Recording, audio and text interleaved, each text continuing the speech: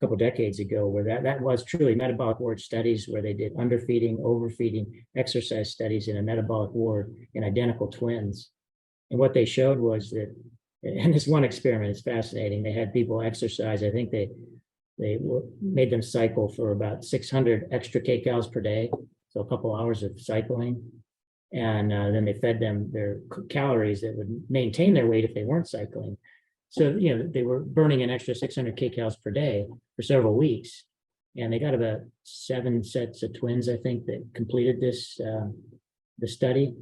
And what they showed was that extra 600 kcal deficit translated into wildly varying weight losses. So I think if you take, 3,500 kcals is 1 pound of fat loss, which obviously that has problems, but just on the surface, you would have expected that 600 kcals over several weeks would have translated into something like 7 or 8 kilogram weight loss. What they showed was there was one twin pair that lost almost that much. There was another pair of twins that basically lost no weight. And these people were being fed and monitored. There's no cheating going on here. This is stuff you'll never see published again. So what was interesting is you had wildly varying weight losses in response to this caloric restriction induced by exercise, but the within twin concordance was much higher. So if you were one of these, if you were one of the participants that lost only 1 kilogram, so did your sibling.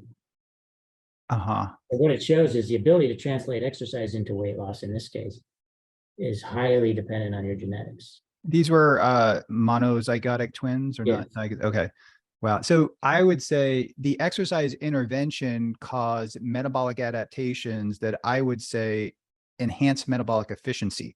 And that exercise-induced enhancement of metabolic efficiency may have preserved, energy either through T3, reduced T3, or it's probably hormone, probably a multifaceted sort of array of things.